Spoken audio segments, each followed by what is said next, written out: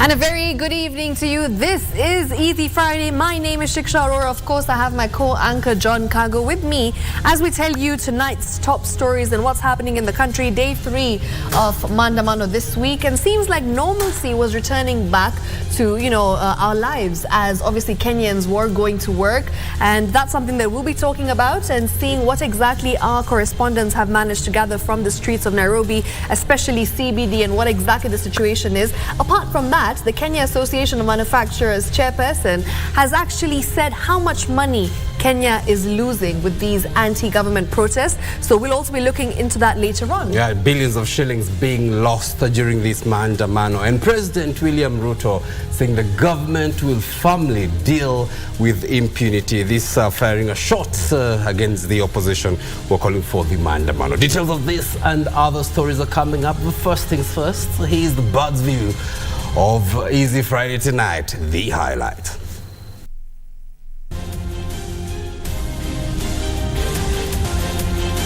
While we get rid of extrajudicial killing, you cannot introduce impunity that you can destroy people's property, you can cause mayhem, you can cause anarchy and get away with it. You will not. We will end impunity once and for all. President William Ruto warns demonstrators involved in vandalism as anti-government protests enter day 3. Normalcy returns to the Nairobi CBD, but businessmen and small-scale traders have nothing to smile about. And Investment CS Moses Kuria calls for enhanced funding for startups.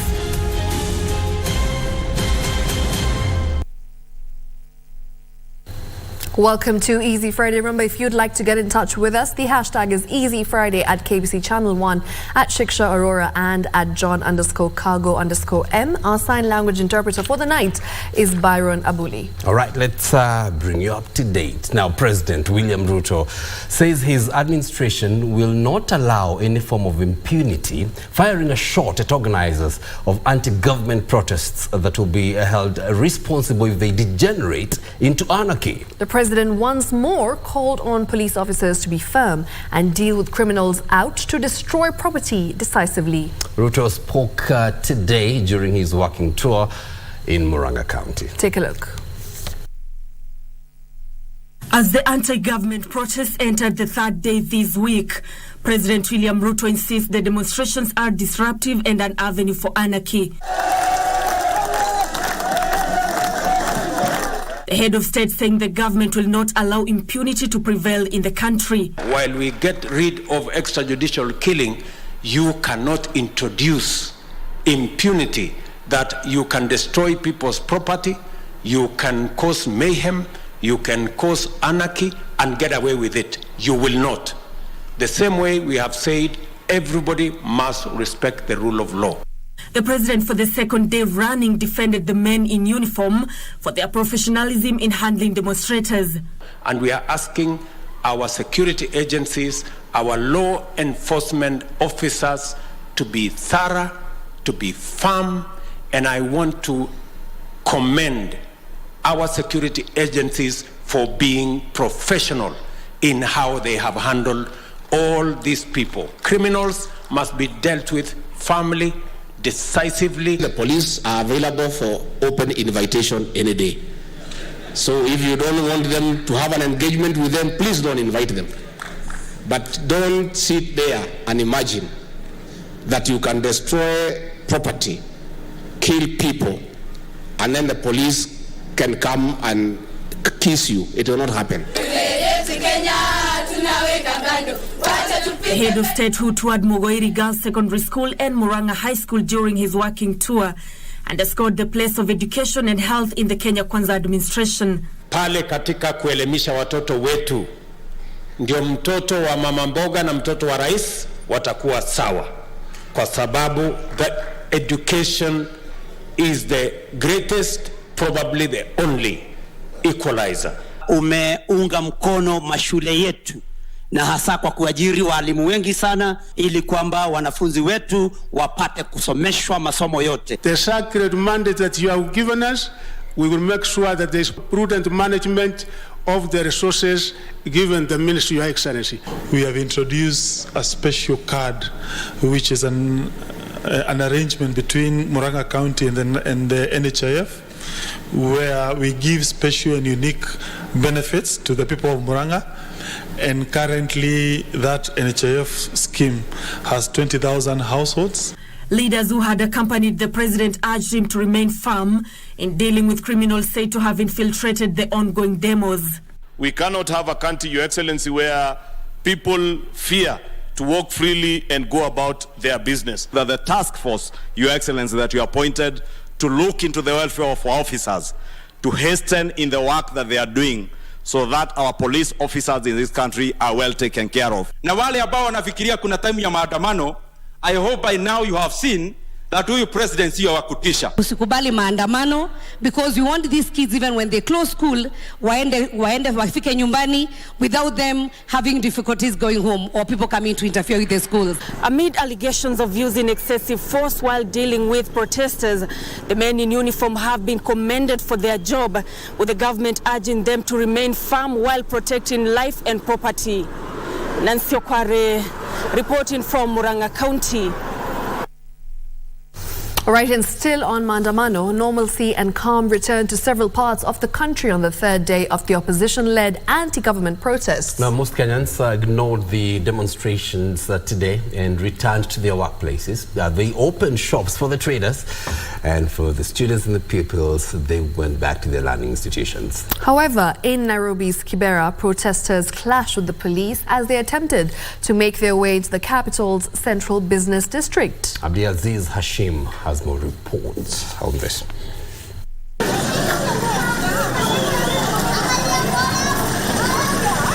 Most Kenyans resumed a normal routine on the third day of the opposition-led anti-government protest. Areas of Nairobi, Mathare, Jacaranda and Imara Daima depicted a picture of hope. Police officers remained vigil to protect lives and property. The business community lauded the security agencies for upholding peace. Na siku ya leo basi tuliweza kuamkia, maana juzi na jana hatukupata nafasi mzuri kwa sababu ya hiyo jambo ambalo liko hewani.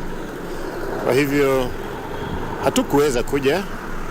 Amani ni jambo la muhimu katika biashara yoyote ile, ili pasilete usije ukalete hasara. Kuna vurugu yoyote tumeona leo. Kwa hayo yote tunashukuru Mwenyezi Mungu kwanza kwa utulivu na serikali yetu kutupatia amani kila mahali na kutulinda kwa yale jambo yamekuwa yakitokea kwa hizo siku mbili. Tunashuhudia peace ingine na usalama. Hata ukiangalia ile side mapolisi leo wamerelax. Hakuna pressure, hakuna mawe, hakuna tear gas. On the contrary, a section of protesters in Nairobi's Kibra area collided with the police as they made attempts to access Ngong Road and eventually end up in the central business district. As calls to have a dialogue between President William Ruto and the ODM leader Raila Amolo Odinga continues to be amplified across the country, especially by the religious leaders. It remains to be seen if the two leaders will come to the table and iron out some of the issues dogging the many Kenyans they have sworn to protect and serve. Abdiaziz Hashim for Easy Friday. And still on Maandamano, Kenya manufacturing sector is losing a staggering 2.86 billion shillings on a daily basis as a result of the continued anti-government protests. Well, the Kenya Association of Manufacturers chairperson Rajan Shah says protests have led to a significant blow to the manufacturing sector, with businesses bearing the brunt of the unrest. The protests, according to the association, have led to interruptions to the supply networks, consequently disrupting and delaying the transportation of goods, hampering the smooth functioning of businesses. Well, now the association warns that if the protests persist, the cost of living is likely to increase further, potentially hindering the achievement of the sector's GDP targets of 1 trillion shillings. KM says it might resort to job cuts as the accumulated losses and disruptions to operations make it difficult for companies to sustain their workforce. They're now calling out to the opposition. Businesses in Nairobi, just like in other parts of the country regarded as the epicenter of protesters, remain closed every day as the opposition stage their anti-government demonstrations. And amid the already battered economy, small business owners in Kenya remain the biggest losers in the weekly protests. During a spot check in Nairobi, public service vehicles remained parked for hours in Ngara, a situation the matatu operators say has become the new normal every day they are protesting the city. Watu wanaogopa kukuja kazi juu hajui kenye kitafanyika huko Nairobi. Sasa hasara imekuwa kubwa. Kuna watu wanalipa maloni na hizi magari sasa hadi hajui atalipa aje. Kwa sababu kama gari ilikuwa inaenda skodi 3 ama 4, kwa sasa hii haiwezi kuenda hizo skodi 4. Na mafuta ambapo imepanda bei, mafuta bado ni bei kali. Maisha inaendelea kuwa ngumu, so haina haja ya maandamano. Maandamano iishe. Waiketi chini waongee, wazungumze, tujue solution ni gani. Akinyi, a food vendor, says the consequences have been harsh, with no customers on site, forcing her to dispose all of the food left, an uncertainty that is now paralyzing her business. Leo nimeuza samaki kama 6, hizo zingine zimebaki. Nyama nimepima sani kijiko kama 3, 2 hivi, hizo zingine zote naenda kumwaga. Hata omena pia napikanga. Hizo zote itabidi ni mwage. Ugali pia zimebaki hapa mingi sana. Kuna wale wanakulanga hizo maugali. Itani take time sana kurudisha. Juu sasa hata pesa ya kusimamisha hizo capital imekuwa ngumu sana. The Kenya manufacturing sector estimates that the country stands to lose close to 2.9 billion shillings from the manufacturing sector if the ongoing protests persist. We are in a lose-lose situation. There is no winner in this scenario. We must all agree to dialogue and endeavor to find a compromise for us to move forward as a country and not reverse the gains we have achieved so far. With the high cost of fuel, boda operators say they want the leaders to embrace dialogue, fearing the likelihood of banks knocking on their doors to recover their loans. Kutoka asubuhi tumeshinda hapa kutoka asubuhi saa 2 mpaka hata saa hii hakuna hata mmoja nimeitiwa, hakuna hata customer nimeona hata mmoja. Kusema ukweli, ile pesa yenye nimepata tangu asubuhi ni only 300 shillings. Serikali hii at least wajaribu, hii wanaume wawili waongee. Juu wanatupeleka mahali kwingine baya sana. The protests have not only shaken the country politically, but have also left a lasting scar on the livelihoods of many hard-working Kenyans. It is evident that the economic repercussions are widespread but deeply affect the small-scale entrepreneurs, even as calls for a truce between both the government and the opposition reverberating across the country. Trevor Ngendo for Easy Friday, Nairobi.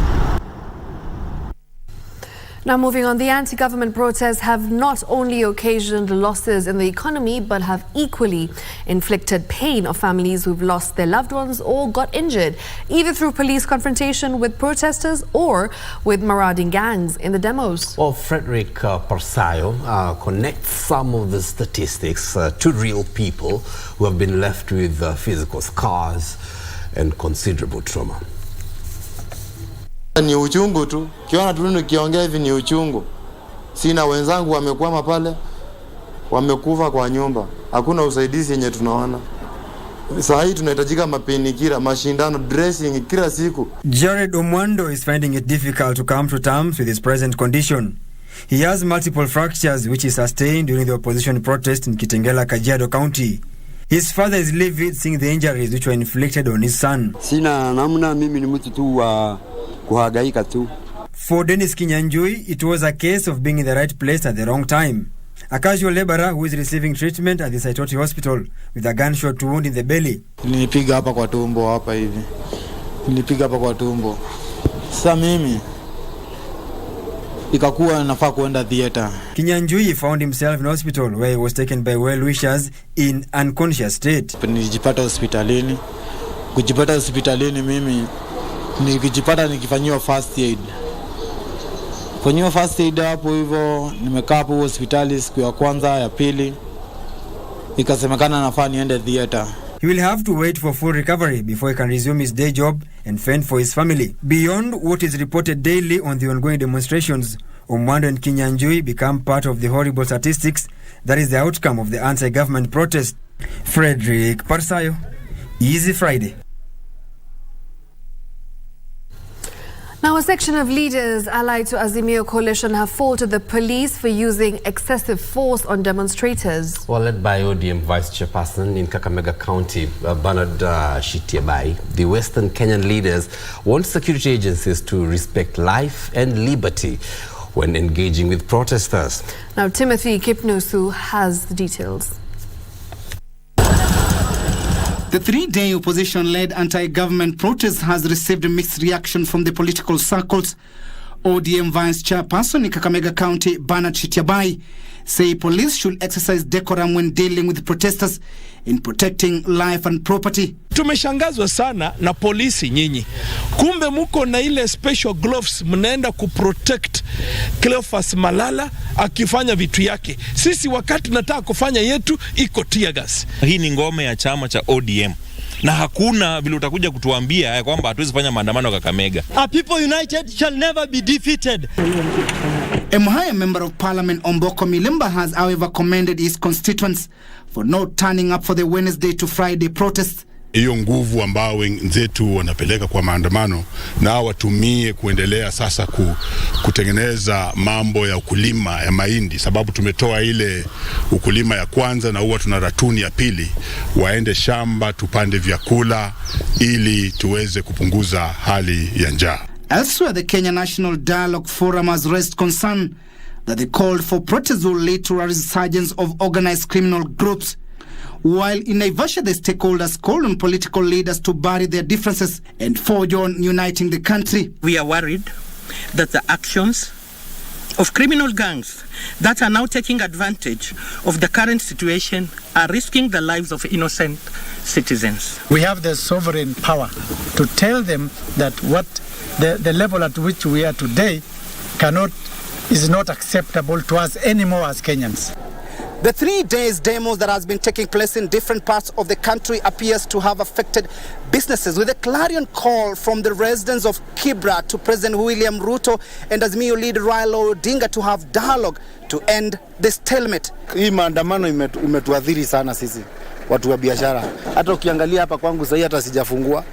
Kama sasa tuko karibu na hii siku 3 zote hakuna kazi tunafanya, tuko na watoto. Biashara haijafanyika kama jana, so tunaomba tu kwa upole rais na rao wasikilizane, kama wanaweza ongea wasaidie nchi. Sasa huku biashara iko chini, watoto waendi shule, tunaomba tu wasikizane. Tunahitaji tu amani, tupate tujitafutie, ndio tuna ubaya na mtu, amani zi wote ni wa Kenya.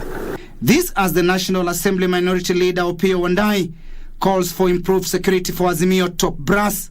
It's unfortunate that Honorable Kalonzo Musyoka has been essentially under house arrest since Tuesday evening.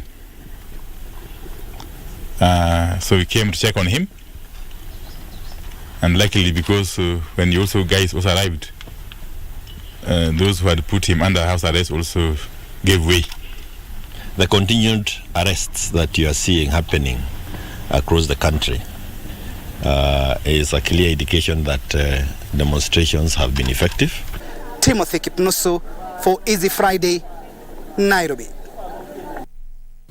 Now, former President Uhuru Kenyatta has refuted claims that he has been funding the ongoing anti-government protests. Uhuru, who spoke today for the very first time since the allegations were made, says he has every right to talk to Raila Odinga, who is his friend, and that should not be associated with the demonstrations.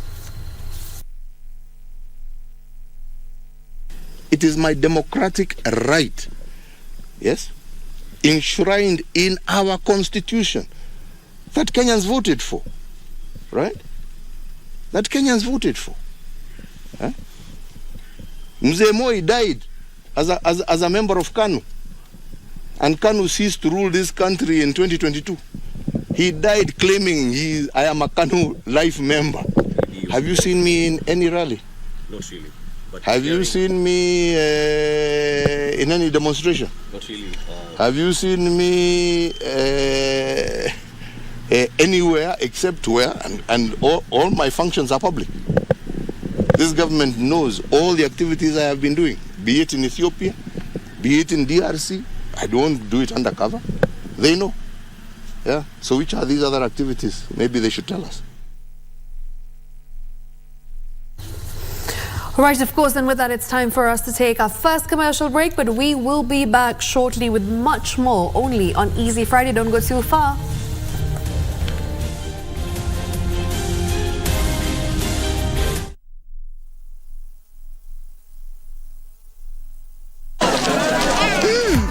Colgate Herbal is formulated from a unique blend of natural herbs and is scientifically proven to strengthen teeth and keep gums healthy. Try Colgate Herbal, scientifically proven for strong teeth and healthy gums. Cheza Loto Moto. Sasa unaweza jishindia instantly na Loto Moto. Dial star 570 hash. Wakati wowote, siku yoyote ya wiki na mahali popote. Dial star 570 hash. Kisha chagua moja kati ya games za Loto Moto. Weka stake zako 50 shillings, 300, 500, 2,000 shillings. The bigger your stake, the greater or the bigger your prizes. Cheza mara kadhaa na kumbuka, cheza responsibly. 18 years and above. Cheza Loto Moto. Is your electronic becoming a source of mental health disorder? A behavioral act that is repeated over time and it gives you the same satisfaction or looking forward to repeating it again, then it becomes now a behavioral addiction. According to psychologists, gaming addiction is becoming one of the leading causes of mental health disorders, especially among the youth. The reality and the game are not able to be separated. And one can think I'm just playing safe, but by and by, your mind is wired in such a way that you can easily get into the extremes. Join us on Sunday at 6 p.m. for details of this and more.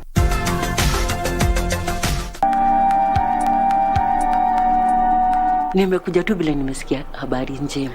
Pia wewe unajua baba mtoto ni nani na anapanga kuja lini kujijulisha kwetu. Mimi sitaki mambo ya mahari kutoka kwako, na mimi sitakubali hiyo union yako na Jane. Congratulations, man. And that's it. Because everyone thinks that I'm the one responsible. Wewe unatakiwa utafute Trish. I don't need advice from either you or Trish. Oh, have you told Mark who the father of the child is? I don't want to talk, Mark. He wants to take care of that child. You know, Mark, he just talks big. Sasa umekuwa mzazi. Unajua mimi bado mimi ni msichana. Wa mama ni wewe na Madhe. Welcome to the club.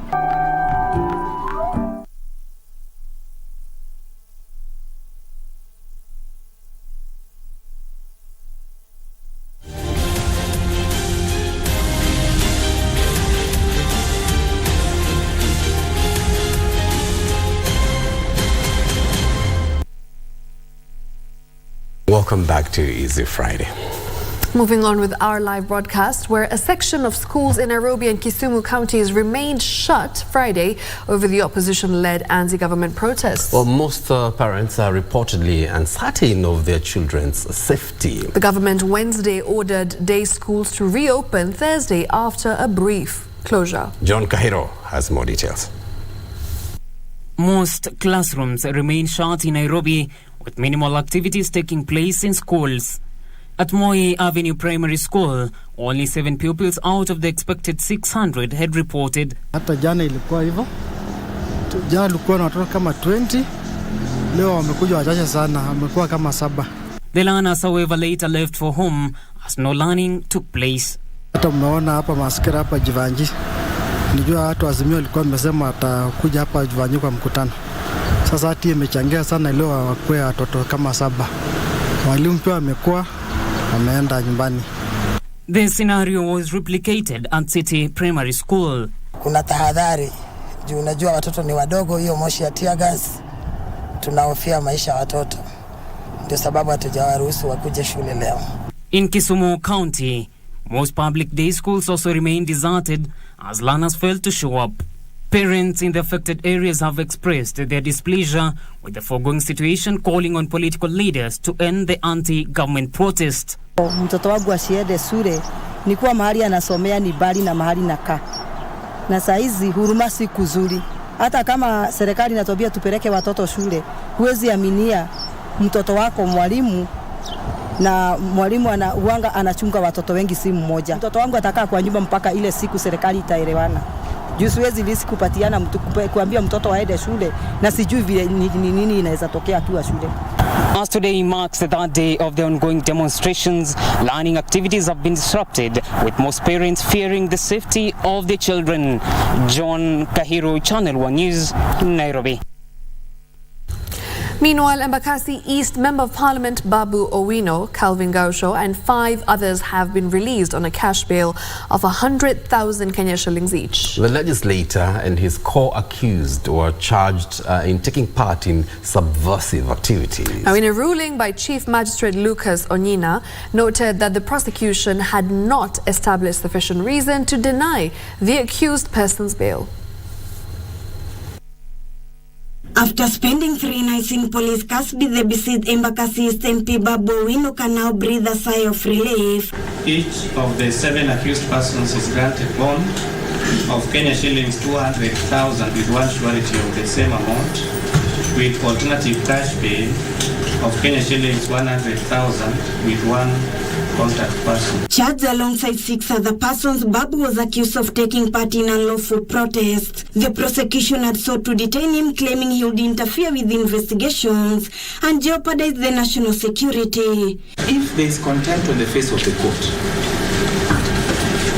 court itself has to file an application to deal with that contempt. It cannot be. In releasing the suspect, Chief Magistrate Lucas Onyina noted that the prosecution had not established a reason to deny the accused person's bail. The court also observed that the prosecution did not specify the areas of concern in the claim that the accused persons would interfere with the investigations or the witnesses. Babu was accused alongside Tom Odongo, Michael Otieno, Pascal Ouma, Kevin Wambo and Willis Owino Baraka, who were also arrested on Wednesday during the anti-government protests. Elsewhere, Kilifi County Assembly Speaker Teddy Mwambire and Kilifi South MP Ken Chonga will spend the weekend behind bars after a magistrate deferred the ruling on their bond application to Monday. In as much as I'll be out of town on official duties, we can deliver either in the morning or 2 p.m. I will sign it virtually. I will work on it and make sure that the file is here. The 2 were among 4 individuals arrested on Wednesday during the anti-government demonstration in Mtwapa had already spent 2 nights behind bars. Mombasa Chief Magistrate Martha Mutuku was to deliver a ruling on whether the 4 should be released on bond or not, said she had not finished writing a ruling by Friday afternoon.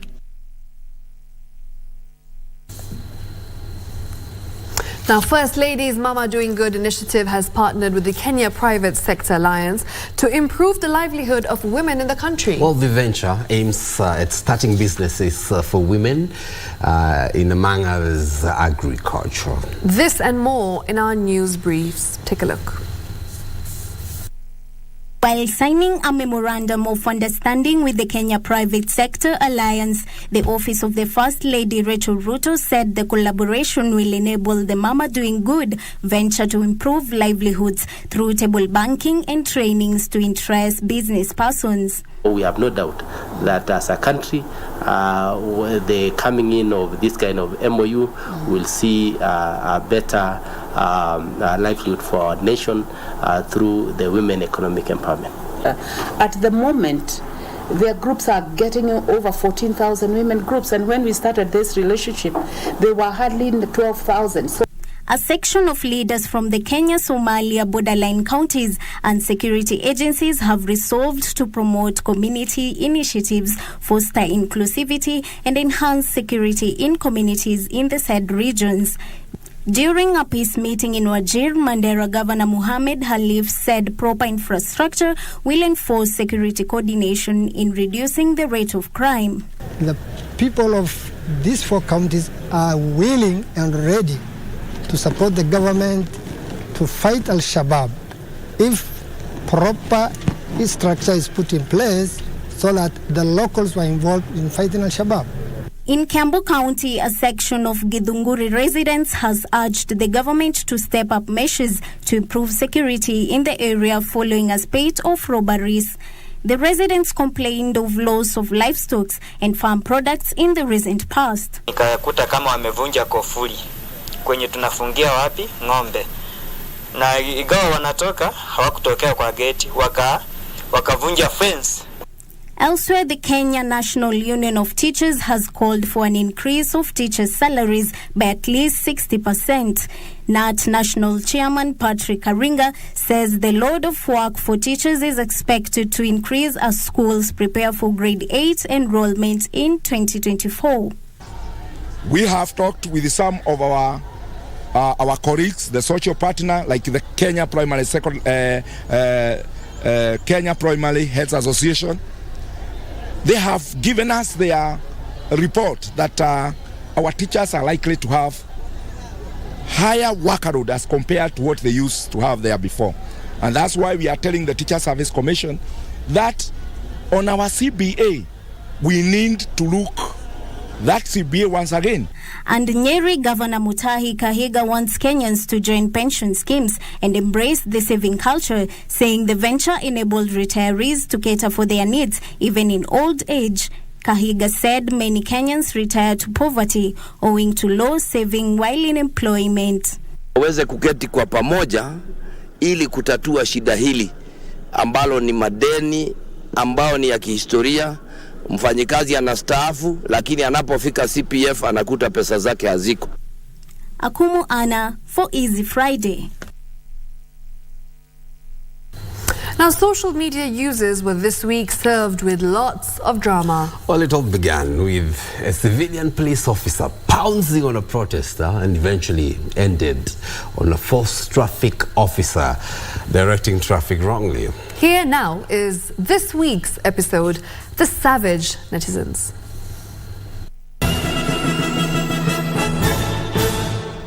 This week, the men in uniform provided savage netizens with hilarious content that they barely expected. So, let's find out how they reacted to it. Midweek, a police officer jumped on a protester in what went down as a dramatic arrest. Bruh. Oh my God! As it is the keyboard warrior's sacred duty to criticize every moment captured online, they surely had a lot to say concerning the incident. Ministry of Violence tweeted, Jamaa amechotwa kama ugali hata hajasomewa rights zake bana. Wira responded, like a young gazelle snatched from its herd. Achola, his counterpart, was left too stunned to speak. Dasil tweeted, the police was thinking, ile knowledge niko nayo enyewe mtaogopa. For Ortega, this was a capture-recapture method. Duke, who seemed amazed, tweeted, hii ni kama movie.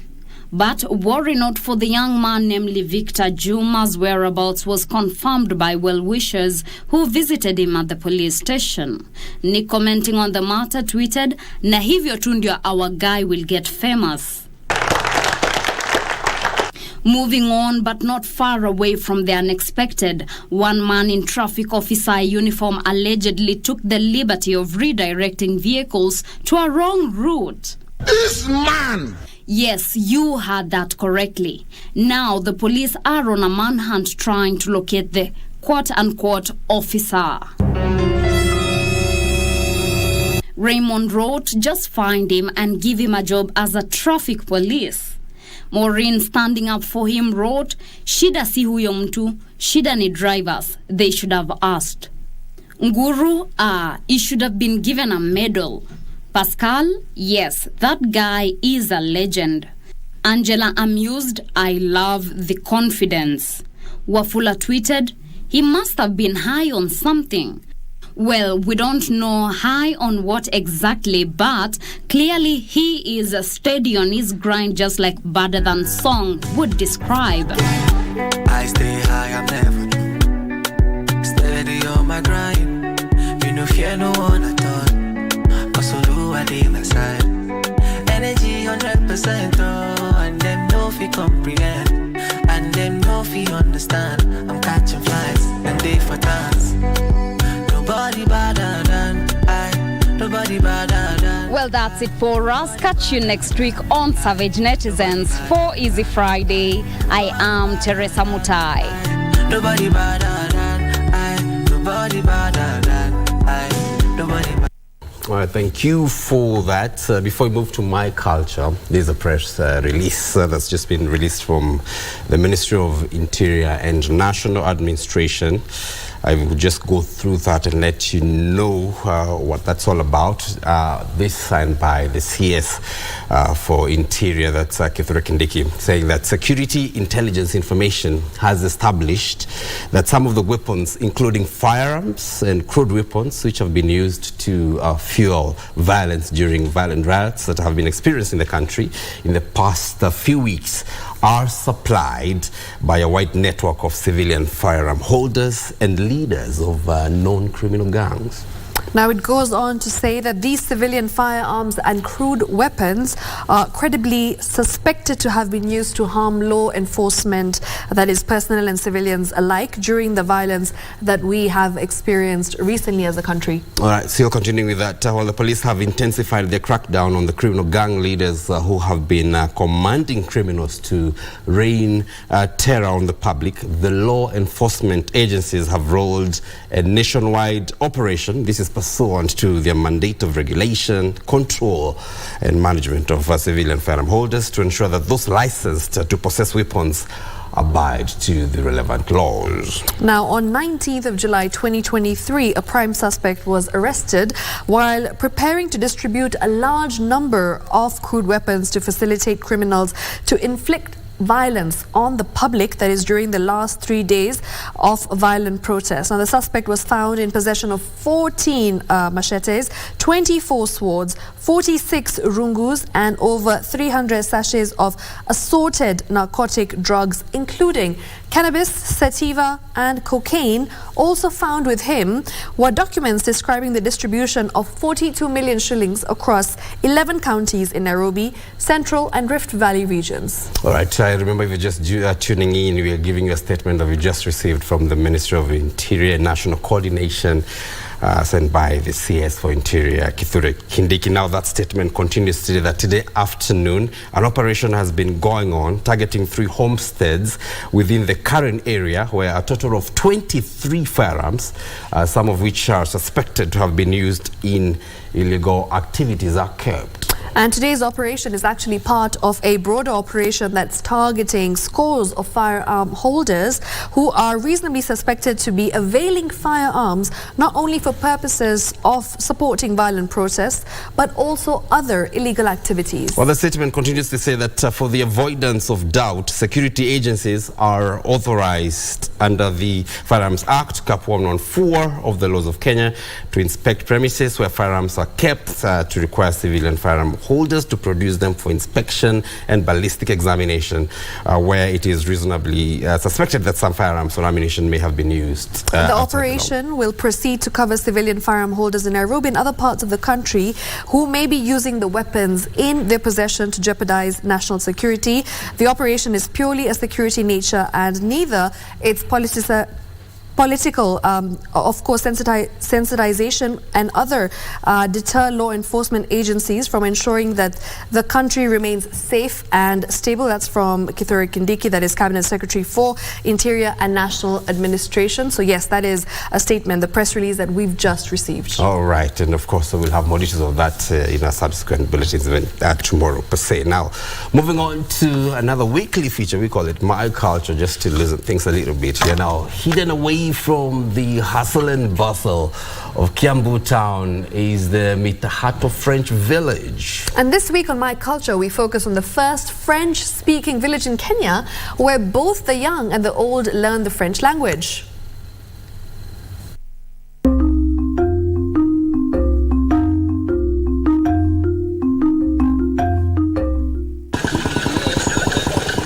20 kilometers from Nairobi city centre lies a unique village in Githunguri constituency of Kiambu County, where residents have adopted French as a language spoken for fun, a habit that is fast spreading across an otherwise predominantly Kikuyu-speaking community. Are you learning French?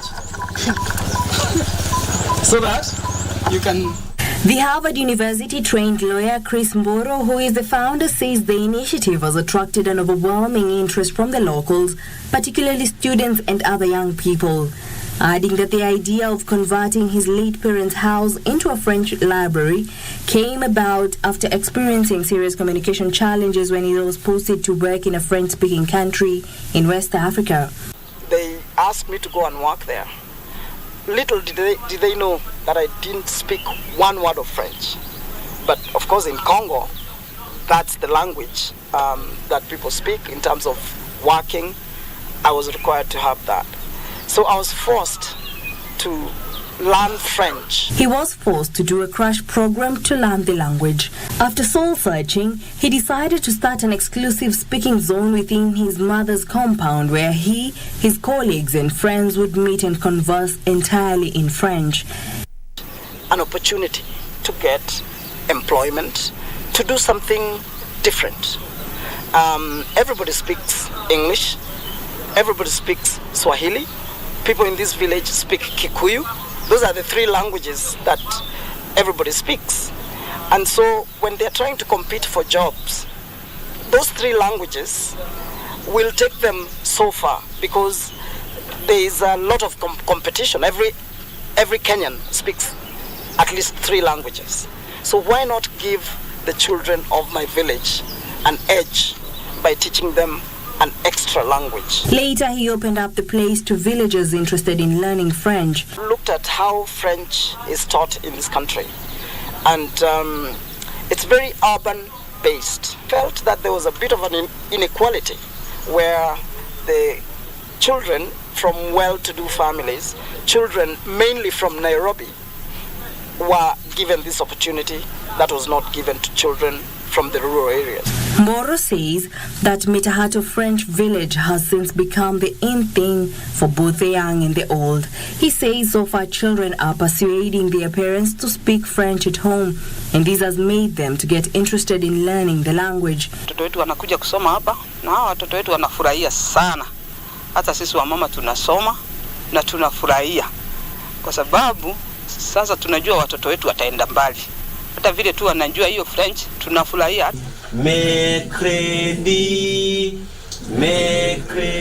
Interestingly, you would find many elderly people pushing a few French words here and there, saying their children have forced them into this foreign language. Most villagers now feel happy to be associated with this French village, as it has opened up new sources of income, with many people from far-off regions visiting the homestead where the French library has been built. Yeah, I got interested, and from there I learned French. I went in Congo, DRC, and now I'm proud to say that I'm one of the teachers who teach here in the Mitahato French. Fred Musioka, a student from Gobio Secondary School, lauds the experience of French-speaking village, saying he has learnt a lot outside classroom. The experience has been nice because it is fun to know a foreign language and to speak a language which other students find they cannot understand it, so you have an advantage. James Ngunyi, the manager of the French village, says the institution is currently receiving a lot of visitors from all over with an interest of knowing French and its culture. He says the institution does not charge any fees. Last time it was very hard because it was a new language to them.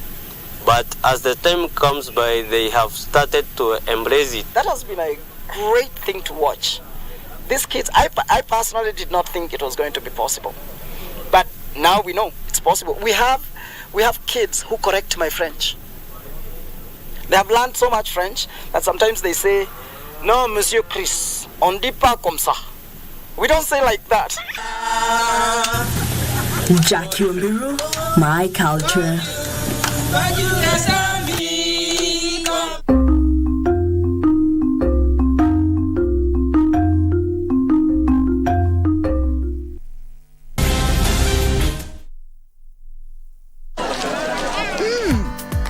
Herbal is formulated from a unique blend of natural herbs and is scientifically proven to strengthen teeth and keep gums healthy.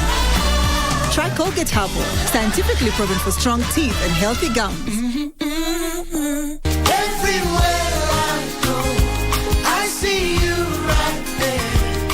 Bad is motive. When you have done something for so long and you forget the main calling. Ni haje Pitson si to do collabo. I said, mbona unataka kudu collabo na mimi? Akaniambia, because when I do a collabo with you, there's no way tunaweza kosa kunominatiwa collabo of the year. Yes. So it became, the motive changed. Do you think like some of these awards walikuwa caught up in politics and basically genuineness ikaanza kuisha? Once pride imeingia, macho zako ziko plastered. After that it's just downhill. This can only be you. Differently. Ability knows no boundaries. Mimi najua nikipewa opportunity hivyo niweko kwa camp mapema, si mimi, sisi tutameka. To give support to children or people living with disability, because if you don't, who will? A teacher is the one who works with the dreams, who works with this child to make their dreams come true. So without the right teacher, we cannot achieve our dreams. Differently abled.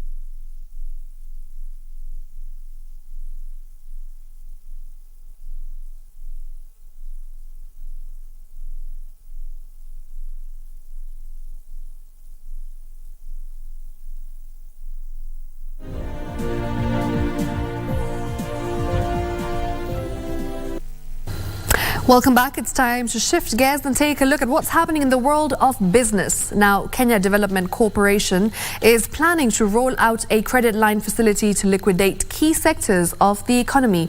The Cabinet Secretary for Investment, Trade and Industry, Moses Kuria, says there is need for the corporation to develop innovative financing mechanism tailor-made for each sector to accelerate economic development. Take a look. The financial sector deepening Kenya early this year observed that micro, small and medium-sized enterprises find it hard to access credit facilities. This is due to the high cost of commercial loans, with almost half of the startups forced to seek for alternative funding. To ease credit access to startups in key sectors of the economy, the Kenya Development Corporation has committed to accelerate credit provision through establishing a credit line facility. Cabinet Secretary for Investment, Trade and Industry, Moses Kuria, says there is need to liquidate manufacturing startups to increase the country's exports. The credit facilities are also expected to de-risk startups and attract foreign funding for local businesses. Kuria says KDC is planning to reposition enterprise value to supporting manufacturing, exports and foreign direct investments. The CS added that the country production has slowed over the past 10 years due to reduced local manufacturing, lack of exports, and failure to attract foreign direct investments. Now, Kenya tourism arrivals increased 33.5% to 680,000 visitors from January to May this year. And Kenya Tourism Board has said the surge in tourism numbers was due to increased luxury travels by the youthful population.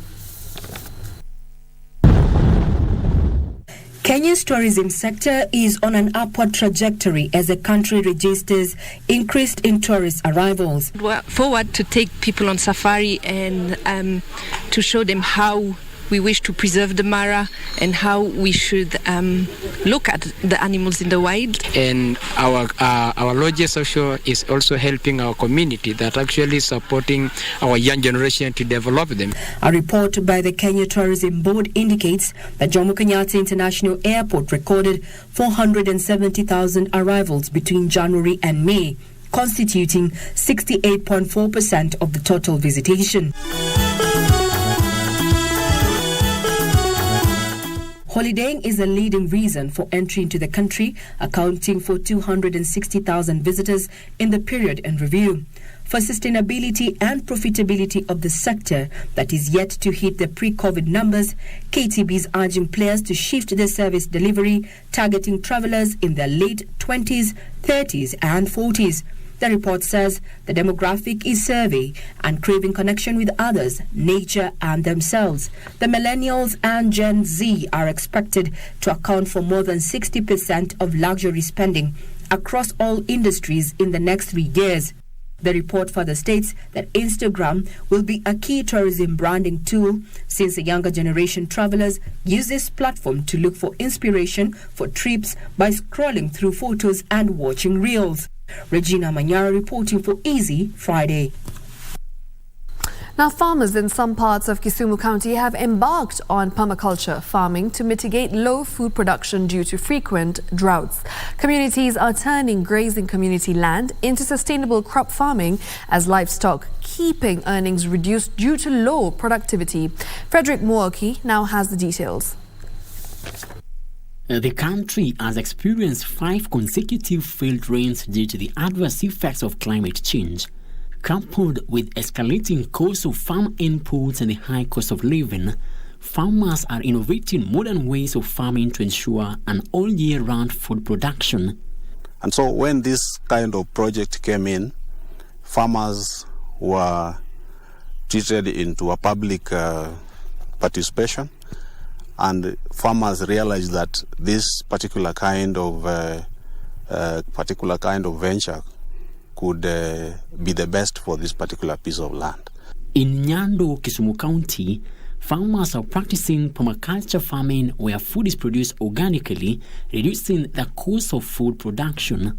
Men are ready to plant the sweet potatoes, they are ready to plant the green leafy vegetables, they are ready to plant sorghum, because this will lead to sustainability of food in the house. Communities have agreed to set aside land for smart farming. We're looking forward to attracting more investors by putting aside some of more land for future agri-friendly crops. Farmers are trained on smart farming-based crop husbandry to ensure they meet the demand for organic foods. In this way, you can safeguard the soil, the environment, you can regenerate, you can improve biodiversity, and permaculture is one way to think of this sustainable farming. So what we are going to do with this land is to have an aggregated farm and practice permaculture on that farm to try and improve food security around this area. Frederick Mwoki for Easy Friday.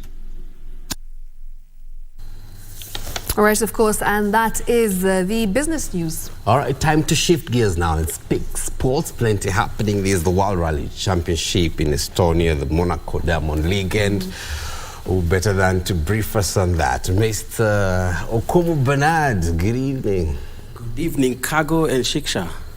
All right, take it away. Everything great, and indeed we begin tonight's sports news on a great note where the reigning world record holder in the 1500 meters women's race, as well as the 5000 meters world record holder Faith Kipyegon, has just set another world record in the 1 mile women's race that has just ended a couple of minutes ago during the Diamond League meeting in Monaco. Now Faith Kipyegon did write the new record by finishing the 1 mile race in 4 minutes 7.64 seconds to set a new world record in the 1 mile distance. Of course, there are other races that have ended already, and Kenyans are continuing to dominate that particular race, which is also a build-up to the Budapest World Championship in August. And of course, the 800 meters men's race, Wycliffe Kinyamal are registering a world lead of 1 minute 43.22 seconds, while Mula Slimani of Algeria was second and Arop Mark of Canada was third. Of course, the other race, the 400 meters women's race, Kenya's Mary Mora did finish outside the podium places. Meanwhile, the reigning Commonwealth Games 3,000 meters champion, meters steeplechase champion Abraham Kibiwot and 2017 world gold medalist Koseslas Kipruto will be on track in tonight's Diamond League. Of course, those are the other races which are set to happen tonight. African 100 meters record holder Ferdinand Omanyala will also be competing in Monaco against Akani Simbino, South Africa, as well as Johan Blake of Jamaica and Tebogo Leshile of Botswana.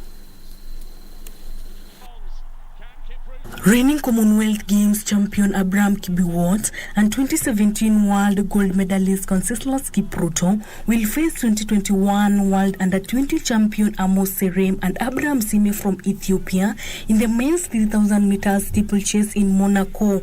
Outdipped him on the line.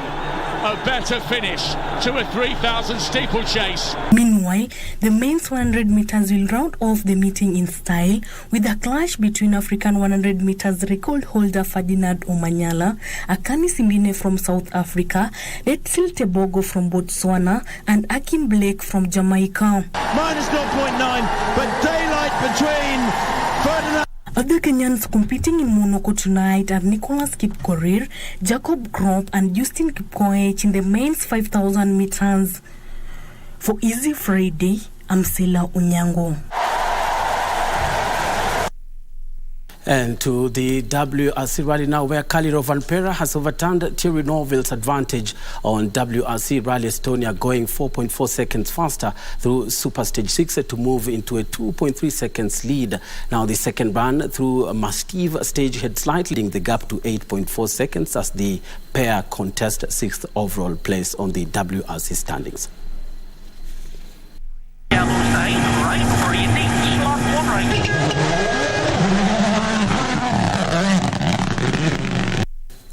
And Christine Sinclair missed a chance to become the first player to score at 6 FIFA World Cups as Canada was held to a goalless draw by Nigeria. Meanwhile, Switzerland opened their 2023 FIFA Women's World Cup campaign with a 2-0 victory over debutants Philippines in Dunedin, New Zealand.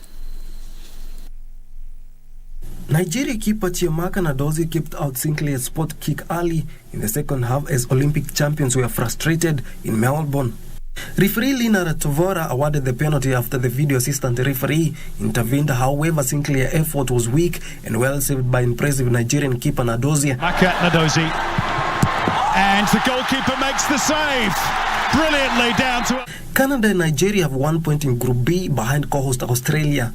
The Canadians face the Republic of Ireland on the next game on 26th July after Irish were beaten by Australia on Thursday. Meanwhile, Switzerland opened their 2023 FIFA Women's World Cup campaign with a 2-0 win over Philippines. Ramona Bachmann's penalty late in the first half opened the scoring for Swiss in the 16th minute before Seriana Piubel doubled their lead in the 64th minute. And it is! Switzerland double their lead! The results moved Switzerland to the top of Group A above co-host New Zealand on goal difference. Found his way all the way through for Esther Gonzalez, across goal and into her own net. In another match, Spain registered a 3-0 victory over Costa Rica in Wellington. Valeria Del Campo scored an own goal to put Spain ahead before Atiana Bomati curled in a second 2 minutes later. Esther Gonzalez added a third after a head against crossbar Jennifer Hamaso, who then had a penalty saved by Daniela Sorella. Spain will be looking for another big win in their next match when they face Zambia. Let's go! Spain are 3-0 up in 27 minutes.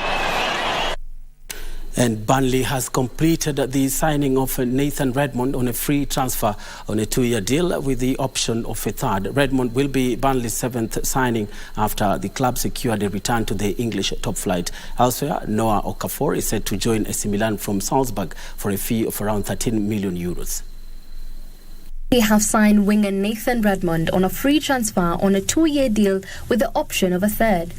The 29-year-old spent last season at Beşiktaş, scoring 5 goals and providing 5 assists in 25 Turkish Super League appearances. The former Southampton and Norwich player Redmond, who has won England Cup, left Beşiktaş at the end of his contract. Elsewhere, AC Milan has reached an agreement with Salzburg to sign Noah Okafor for around 13 million euros. Medical tests have been booked for Saturday as the player's travel is scheduled. Elsewhere, RB Leipzig sports director Max Eberl has said that there is no agreement between the German club and Manchester City over Croatia defender Josko Vardiol. The 21-year-old is valued in the region of £86 million, and if that fee was paid by City, it would make him the most expensive defender in football history. Earlier in July, Eberl confirmed talks were taking place with the Premier League champions, but it was understood City were yet to make a formal bid. Recent reports suggested an agreement had been reached that would eclipse the £80 million Manchester United paid for Harry Maguire in 2019. Well, that does it for sports on Easy Friday tonight. I'll hand you over to John Kago and Shiksha Arora for what's remaining on tonight's edition of the Easy Friday. I'm Bernardo Kumu, wishing you a good night.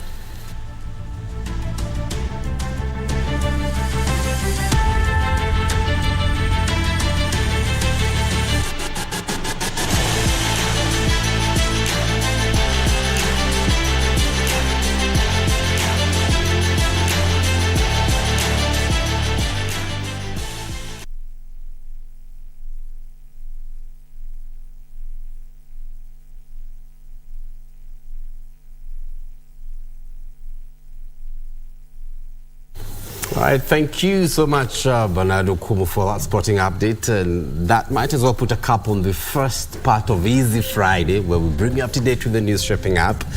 Part 2 is coming up. DJ Cole Jack is on the other side of the studio. We also have the spotlight, Shiksha. We have a guest tonight. Yes, we do. Tonight we're going to be featuring legendary rapper Colo, and he's going to be telling us all about his 20 years that he's marking this year in the music industry, which I think is phenomenal.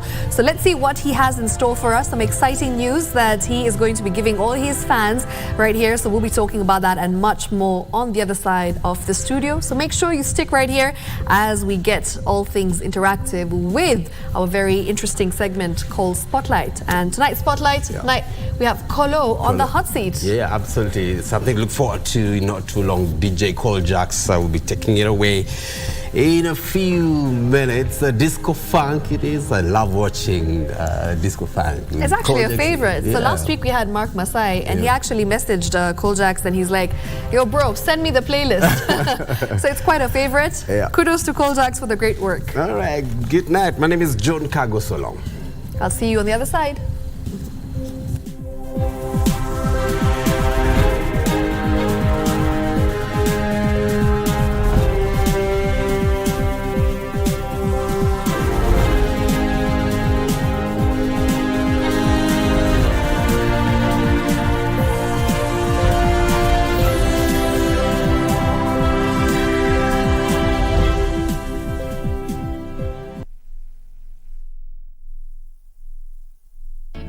Cheza Loto Moto. Sasa unaweza jishindia instantly na Loto Moto.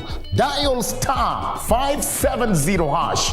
Wakati wowote, siku yoyote ya wiki na mahali popote. Dial star 570 hash.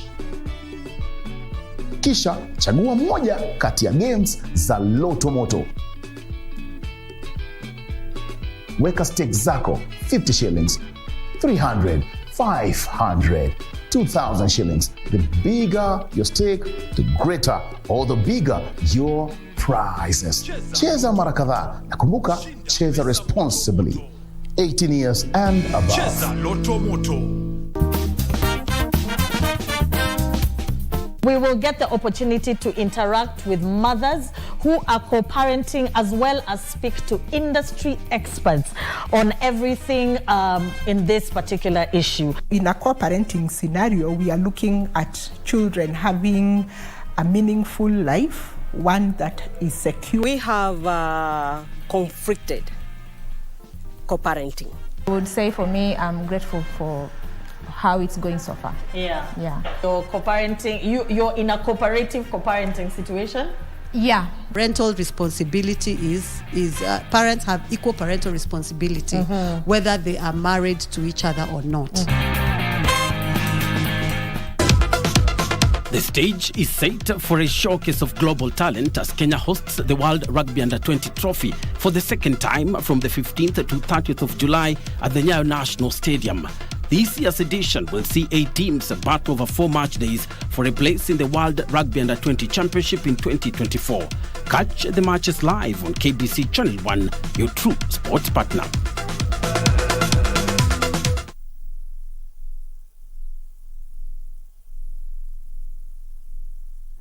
She's magnetic, has a magnetic force on her. She's magnetic, she's magnetic. Ladies and It's gotta be DJ Cole Jazz. she's magnetic. She's magnetic. That girl has a magnetic force on me.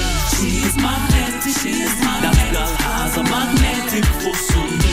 She is magnetic. That girl has a magnetic force on me. Nataki mimi na namtaka tu haki, so lazima nimfanye awe my baby kirasmi. Mimi robana uchungu si fall na manati, manake nita insist at least to exchange my number. Hala back nikihala juma ushanipamba on your track, so acha hizo strings to attack. Pura physics zina share 50-50. I give myself to you, attract me baby boo. Napenda unavyonukia, urembo wako kweli wavutia. Unani confuse, unani seduce, nikikuona baby kumuenda gaga. She is magnetic, that girl has a magnetic force on me. She is magnetic, that girl has a magnetic force on me.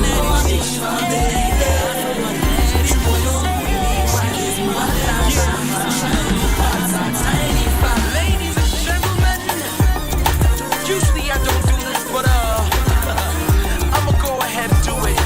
Break it down. Colo. Now Lisa man kiko man kamtafte mke. Mwenye busara nikishampata nije. Utupe baraka zako niwe na yeye. Hey, tupendane hadi kifo tusitengane. Hey, moyo kawa inamtafuta sana jiko ataniwasha. Hakika ni wewe pekee. Nimekutafuta sana hadi nimekupata. Kwa roho yako niwe na wewe. Nifungulie, nifungulie. Nifungulie, nifungulie. Mami, would you let me in? Knock, knock, knocking on your door. Knock, knock, knocking on your door. Mami, would you let me in? Knock, knock, knocking on your door. Knock, knock, knocking on your door. Nimepitia onye kwa marapa kutoka wizara ya rap. Toto, tuliza boli na usikize papa. Ni mbali nilipotoka itabidi ujue. Kanzu mpya shati ule ule. Starehe ya ndovu yani ya tuboi mtini. Rap skill educated cowboys wa griffin. Chumvi ni shalamba kwa game ni shamachua. Zanzibar still fresh tulia skiza hotuba. Sanaja hazi yangu ndo maana na iokoa. Na venye mnaona kinyozi ya shajinyoa. Wengi bado wachanga wanangu wanuka boda. So utajitaji sana bado javuka boda. Special dedication kwa wote wanaojichocha. Rap inatakanga balls nyapa wezi tosha. Hata foreplay bado mbona wanadukuduku. Na jasho yao yote kwangu ni marupurupu. The truth hurts so mi naponya jiraha. Dogo kubuka pia ulimi silaha. Sina point ya kuprove isto. Ishaandikwa mindo kingi sikupita ifso. Ushambuka sana tutu. Huwa mbole, huwa mbole, huwa mbole, huwa mbole. Unambuka sana tutu.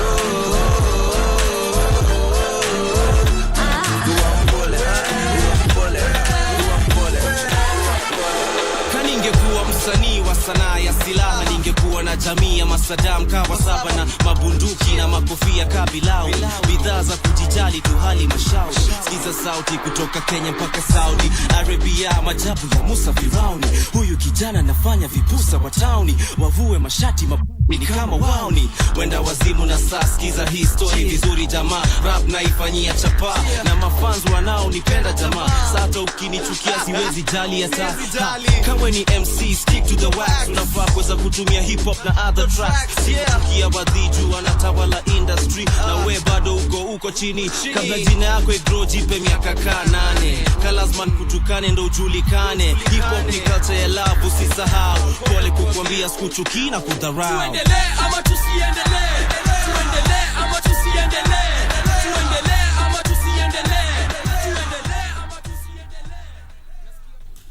Absolute nostalgia. I'm honestly like, you know, I don't even know. I have no words, because sometimes when you watch such videos, you just realize that our music has evolved so much, but that particular song will remain legendary. Tuendele ama tusiendele, I think it's time to endele, because right now in studio we've got Colo, 20 years in the industry, 2 decades of Colo, and he's going to be bringing to you, some beautiful tracks every 20th. That is going to be happening for the next 20 weeks, and then we've got a brand surprise, a big surprise happening on the 20th of October. So let's get into it and speak to Colo and talk about how, he plans to give us so much more that we want. We really do want to see more of you, want to hear more of you, and we're glad that you've listened. Hello. Thank you so much. How are you doing? I'm good. Thank you for coming here, firstly. Thank you for having me. I'm actually excited, man. Okay. I've heard so much about you. I've seen you, but I was yet to interact. Okay. Face to face. It's a pleasure having you. Thank you so much. And it's an absolute pleasure knowing that, you're going to be gracing us with your voice. Asante sana. Very soon. Tell us more. Well, yeah, man. 20 years later, the big question is what next? But before we get there, yeah. As you mentioned, it's just being able to pay homage, it's been a long time coming, and the best is yet to come.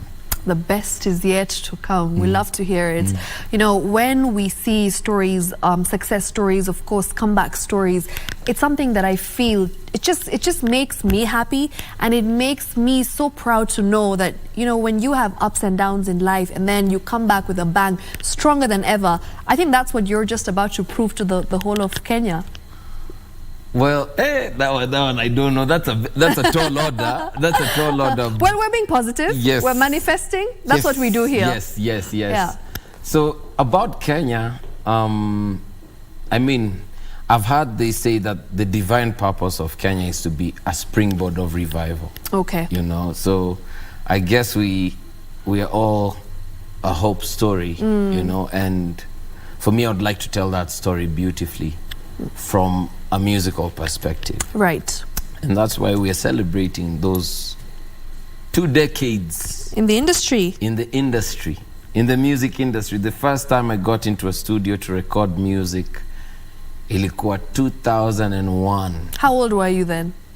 16. Wow. 16 is when you first started. When I first recorded the first song, I was 16. Then the first breakthrough song. Okay. Was in 2002, and that was Maniac's Anthem was the song. It was part of the Ogopa 1 compilation album. Right. That was the album. It was legendary. At that time. Yeah. Still is. Still is today. Interestingly, that sound is the most sought after sound today. Yeah. Yep. For sure. Speaking of sound, 20 live sessions is what we're going to be expecting from you. What can we, what are we about to hear? Give us a feel of what exactly we're about to hear and what we're about to witness. Well, for the past 8 weeks now, I've been going live. Okay. I started off 8 weeks ago to the countdown. Right. So the countdown to the bash. Yes, the big bash. The big bash. So we've been counting down some of those greatest hits that I recorded from 2022. So 2022 I released a song called Wera Song. Right. In 2021 I did Cheza Biggie. In 2020 I did a song called Conqueror. In 2019, I did Nibebe. In 2018, I did Jijue. 2017 was Bazokizo. Yes. 2016, we did what? Another good one. Yeah, what's that guy's name, actually?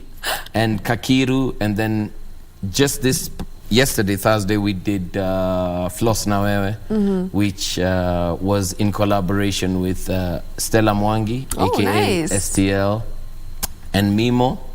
So the next week, it's a surprise. It's a surprise. Okay. But it has a lot to do with launching the socialite career. Oh. Very, very interesting. Okay, Yes. okay. Someone's career took off with the song that we're going to celebrate next week on Thursday. We're ready. I am so ready because I think I know who and what of its kind. We'll see it for ourselves. We'll hear it for ourselves. And of course, we'll get to know more about it next week when the time comes. Now, Colo, tell us about, this comeback, right? What exactly... Why now? Why 20 years later? Is it something that you've been planning for a while? Or, you just decided that it's time, it needs to be done. I need to do this big bash. I need to have a concert. I need to perform for my fans who are known as Colossians. Well, How are they? How do you say it? Colossians, okay. Yeah. You know. Yeah, so why exactly did you decide that, this is the time that I need to give back to my fans, I need to perform for the Colossians? Well, I think comeback is more of an understatement. Okay. Perhaps we'll call it a status of my testimony. 20 years in the game. Right. And, the genesis of all this, even just going live consistently on my socials, started off when... I'll take you back to last year, just after the election. Right. So immediately after the elections, my music director is called Mozart Rich Roots. He's a classical pianist.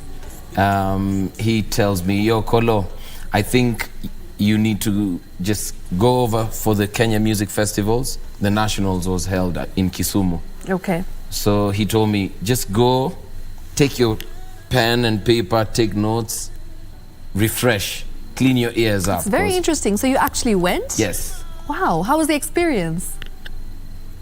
An eye-opener. Different. To understand, because as musicians, the atmosphere was full of Afro beats and Amapiano, and that has been the case for the longest time. And that's the sound that the youth now relates to. Yes. So as a musician who's been there before, I had to go down and regroup. So I spent an entire week at the festivals. Wow. With 70,000 kids running all over the place. And I went to the different classes. We attended the gala. Then I figured, okay, I would love to spend some more time in Kisumu and to be able to just enjoy the entire space. I ended up at radio. Now, I ended up having a show, a breakfast show, on urban radio in Kisumu. But for record history, I think we can put this down. Yeah.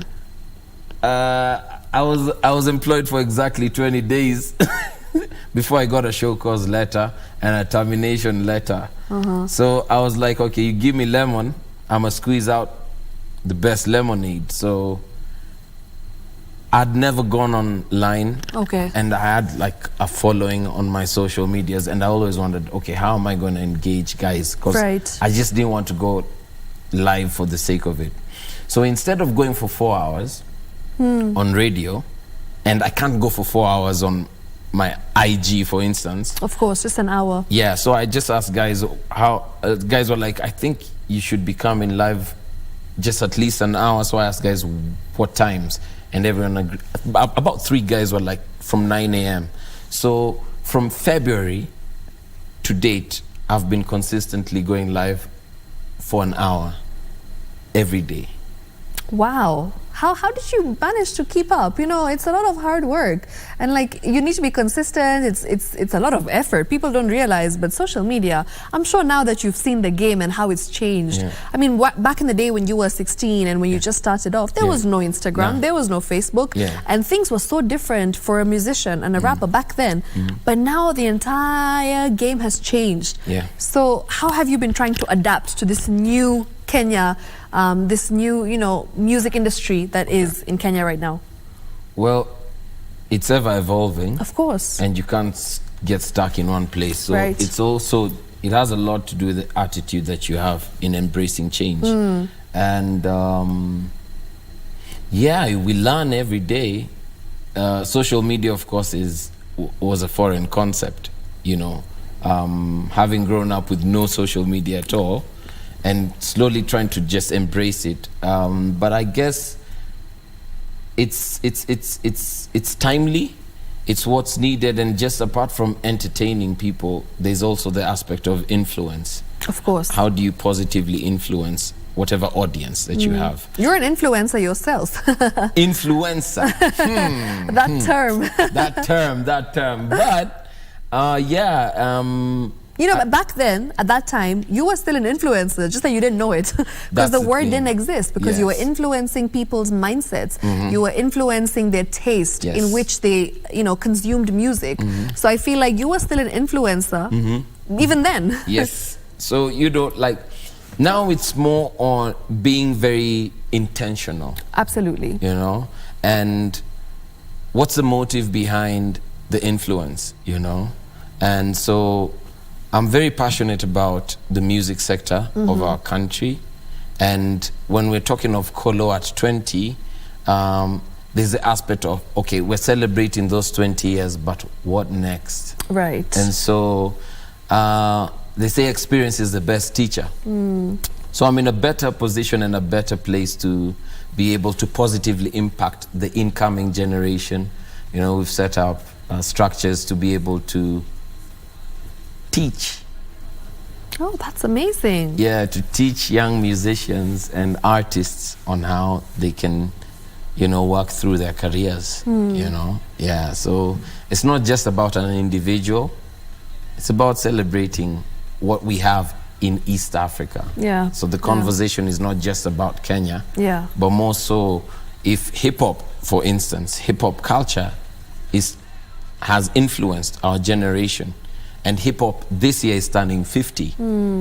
So the impact of hip-hop in the African continent has seen Africa now emerge with something called Afrobeats. Of course. Yeah, but we're getting a lot of noise, and that has been championed from West and South Africa. But there's an East African perspective of the same. So Colo at 20, you would say, is like a build-up to that conversation. So moving forward, right, Colo, what kind of genres of music would you want to tap into? Would you want to explore? Because you've said a lot about Afrobeats and Amapiano. You've mentioned that that's the new sound. Are you going to try and integrate your style with Afrobeats and Amapiano? Is that something that you are interested in doing in future? What exactly interests you now? Just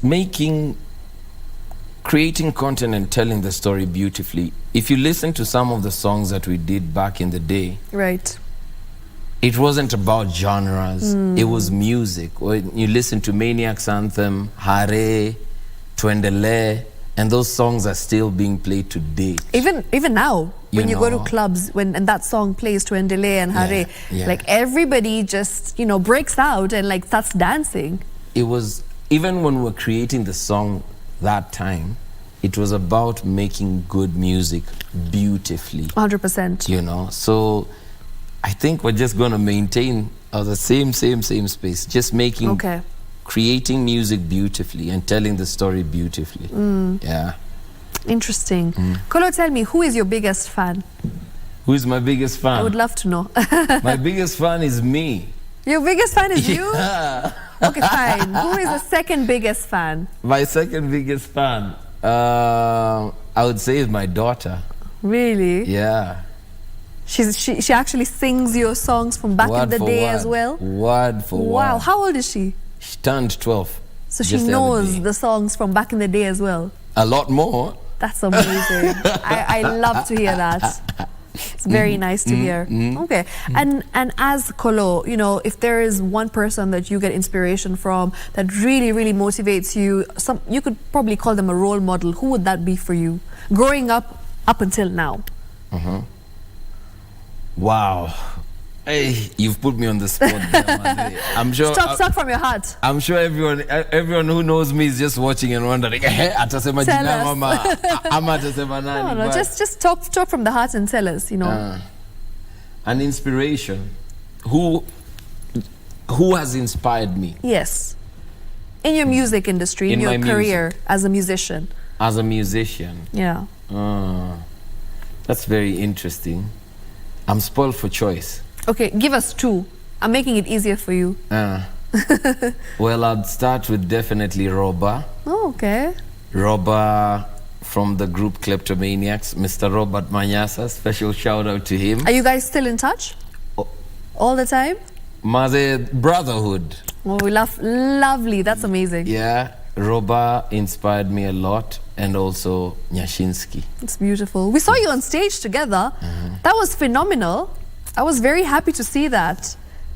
I hope that happens again. Well, cough, cough. Let's just see. We'll see. We'll find out. Did you pull up for that event? I was actually there. Nice. And I witnessed it. I'm glad. My phone was out. I was like, what? Nice. It was very cool. And, you know, it just gave us so much nostalgia, such a beautiful throwback.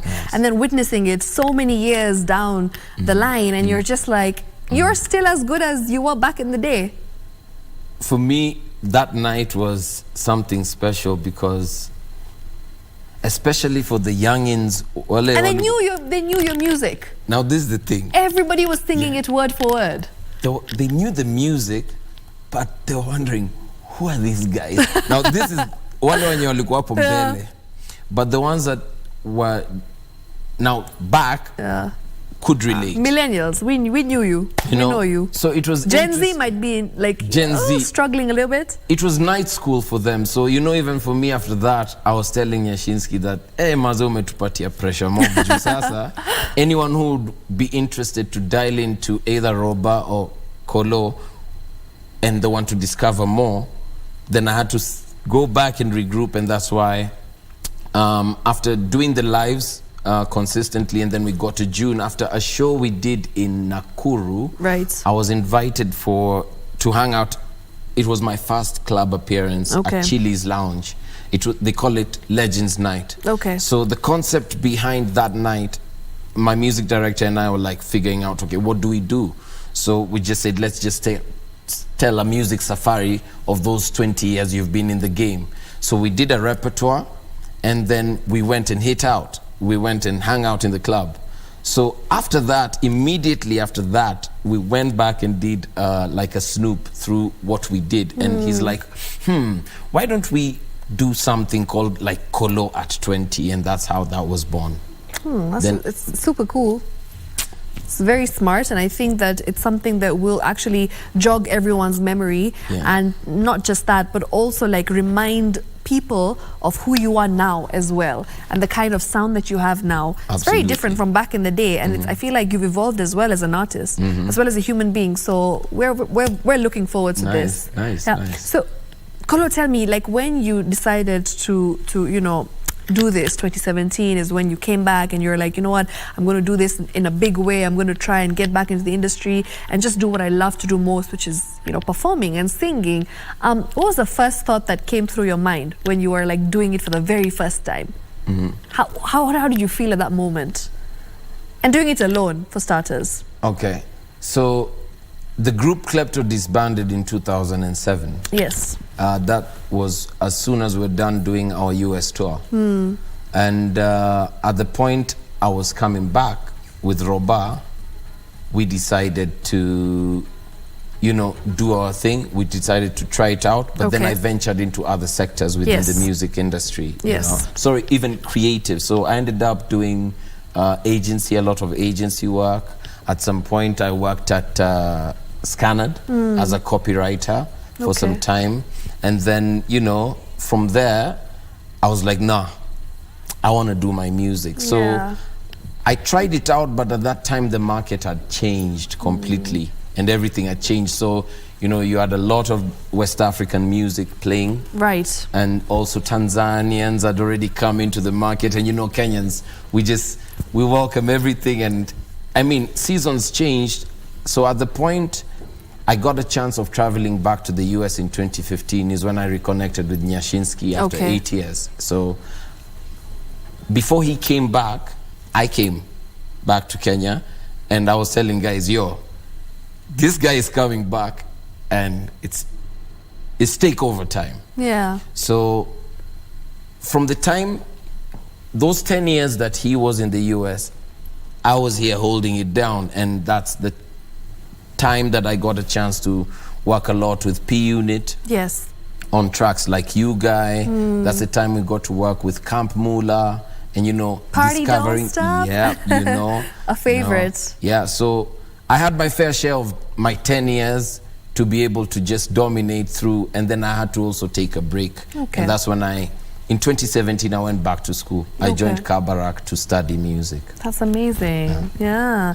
And as Colo, as we wrap up, if there's something that you want to tell anybody who's watching, Colossians, as we call them, your fans, people who have supported you through these years, ever since you were 16 to now, to date, what would you like to tell them? From the bottom of your heart, talk to them. That's your camera. That's my camera right Yes. there. Maze, nataka kuwashow the best is yet to come, as mentioned. Now, just because I'm with Shiksha, you all right? Yes. Tutawashikisha. We love it. Love to hear it. Thank you so much for coming. We are looking forward. The date is October 20th. Yeah. October 20th. Yeah. Watch out. Watch out for Colo, the man, the legend. And we're looking forward to seeing what you have in store for us, for your fans. And yeah, it's just so nice to see you back in the game and just doing what you love to do. Thank you so much for coming here. Thank you so much for having me here. I think Cole Jax needs to play one of your tracks just so that we can see you vibe kidogo with us. It's a must. Cole Jax, he's ready. Are you ready? Twende kazi. Twende kazi. We're anapiga every day. I'm a dream, I'm a dream, I'm a dreamer. Yeah. Kuna vision, niko mission.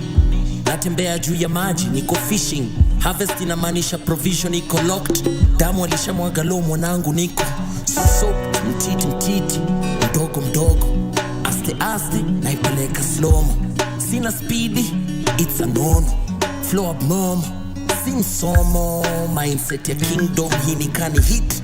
Financially, tuko free. Colo generali, niko physically fit. Yesu jemedari, niko spiritually lit. No delay, heart of a lion, guruma everywhere. Let me take you to Mount Zion, mimi na wewe. I'm a dream, I'm a dream, I'm a dreamer. When I pick every day, I'm a dream, I'm a dream, I'm a dreamer. When I pick every day, I'm a dream, I'm a dream, I'm a dreamer. Hapa kazi tunapiga, kujichenga, unashika. Pilka kutafuta cha kupika, pilka za mafuta ya kufika. Sanitize, set, na sanitize, na sibas tuko set. Time in a fly, tuko ndani ya jet. I'm all about the business in case you forget. Hima isha pana cheap, gotta stack up all the cheese. Ni areas tunaclear. Yeah, yani payback. Ili mfuko iwe deep, lazima do kuwa die. Best believe I'm a needle in a haystack. A needle in a haystack he is. Mic drop. Let's drop it. That is Colo in the house. Thank you so much for coming right here on Easy Friday. We wish you all the very best for the future. Of course, your live sessions as well as the big day, 20th of October. Remember, he's going to be marking 2 decades in the industry, 20 years of Colo. So make sure you support him. Go check him out on social media. Catch his live sessions and just really show him the love that he deserves. And with that, it's time for me to say goodnight to you. I'll leave you in the able hands of Cole Jax as he takes over with Disco Funk. I'll see you next week. Good night.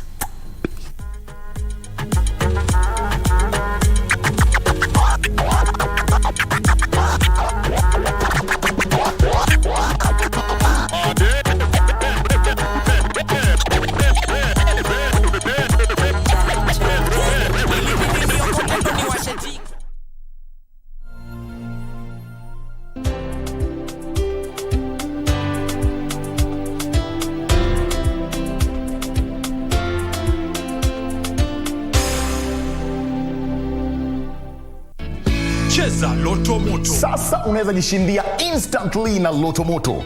Dial star 570 hash.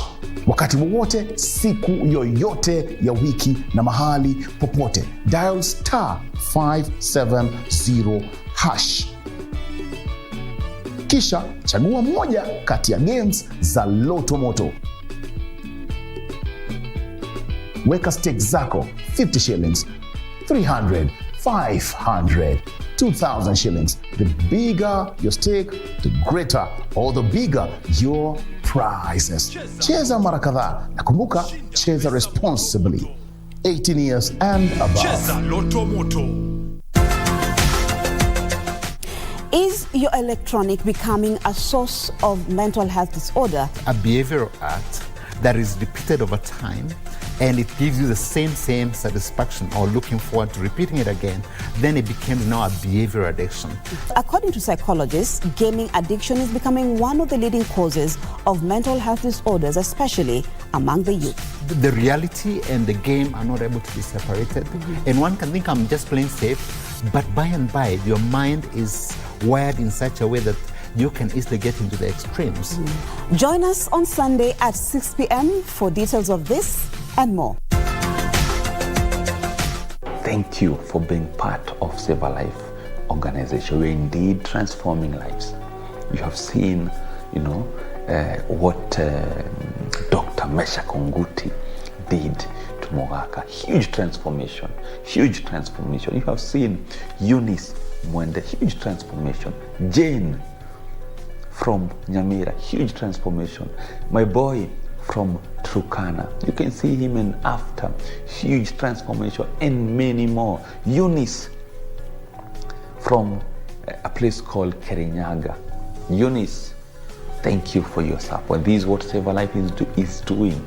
We have saved over 1,066 and many more. We have also built houses. We have also, started small businesses for many, and thank you for your support.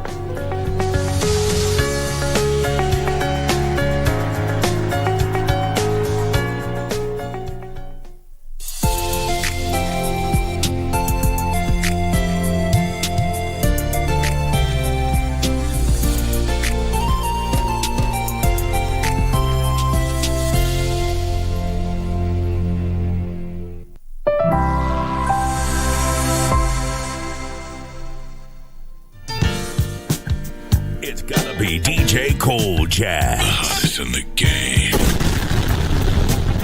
Follow on Facebook, Twitter, and Instagram. And like the page, DJ Cole Jazz. What's this magic that I feel inside?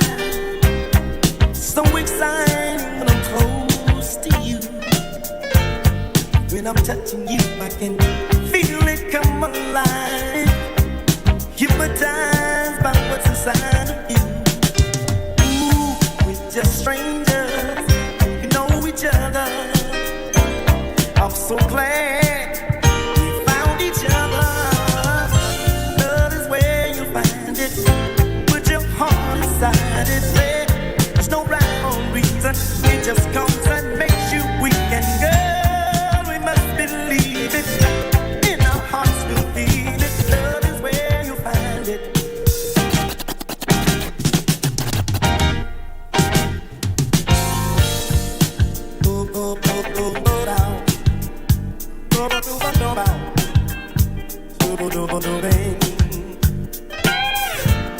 What's this mystery I've been captivating? I can feel the glow of love touching my skin. When I'm close to you, there's a feeling from deep within. Only happens when I'm lying here with you. Oh, we're just strangers, we know each other. And I'm so glad, look what we've discovered. Love is where you'll find it. With your heart inside it, there's no rhyme or reason. It just comes and makes you weak and good. We must believe in what our hearts are feeling. Love is where you find it. Anywhere. The other way, got distracted on the way. To grandmother's house. Oh, moving like golden came through my mind. Changed the ways, and now she's turned out, lost and turned out, lost and turned out.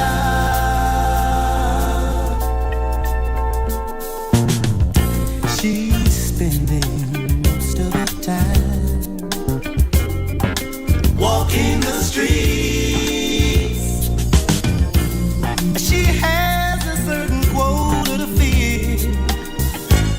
wants to buy a new Seville.